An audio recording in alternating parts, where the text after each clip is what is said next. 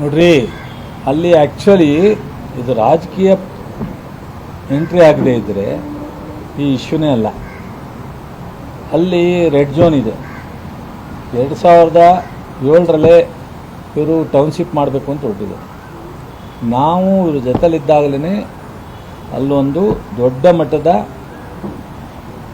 ಇನ್ನೊಂದು ಬೆಂಗಳೂರನ್ನು ಅಲ್ಲಿ ಮಾಡಬೇಕು ಅಂತೇಳಿ ನಾವೆಲ್ಲ ಇದ್ದಾಗಲೇ ಇವ್ರು ಡಿಸ್ಕಸ್ ಮಾಡಿದ್ವಿ.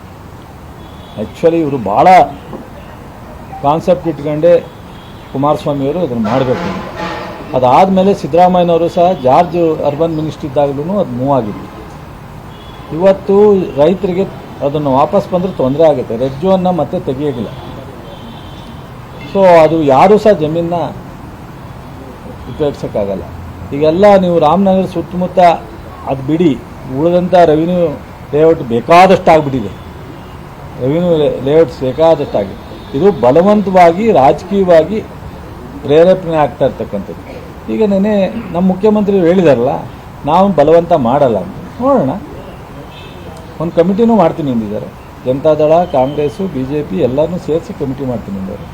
ಮತ್ತು ಎಷ್ಟು ಜನ ಒಪ್ತಾರೆ ಒಪ್ಪಲ್ಲ ಅನ್ನೋದು ಗೊತ್ತಾಗಲಿ. ಆಮೇಲೆ ಮುಂದೆ ಮುಖ್ಯಮಂತ್ರಿಯವರು ತೀರ್ಮಾನಿಸ್ತಾರೆ. ಸೊ ಏನು ಬರೋದಕ್ಕಿಂತ ಮೊದಲೇ ನಾವು ಎಕ್ಸ್ಪೆಕ್ಟ್ ಮಾಡೋದು. ದೇವೇಗೌಡರಿಗೆ ನಾನು ನೆನ್ನೆಲೆ ಹೇಳಿದ್ದೀನಿ. ಇವತ್ತು ದೇವೇಗೌಡರ ವಿಚಾರ ಎತ್ತಲ್ಲ ಅಂತ ಹೇಳಿದ್ದೀನಿ.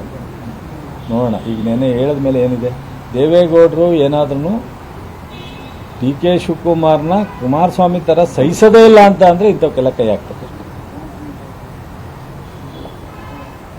ಹಾಕ್ಬಿಟ್ರೆ ಏನು ಆ ವಿಷಯ ಇಲ್ಲ. ಈಗ ಅವರು ರೈತರನ್ನ ಬಲವಂತ ಮಾಡಲ್ಲ ಅಂದಮೇಲೆ ಪ್ರಶ್ನೆ ಎಂಥದ್ದು? ಯಾರು ಅಯ್ಯೋ, ಅದೇನು ಇವತ್ತು ಹೊಸ್ತಾಗಿ ನೋಡ್ತಾ ಇದ್ದೀರಾ ನೀವು?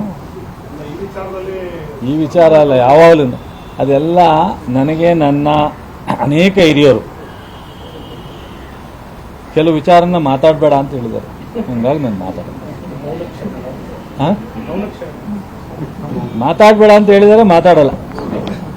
ಸಾಕು. Thank you.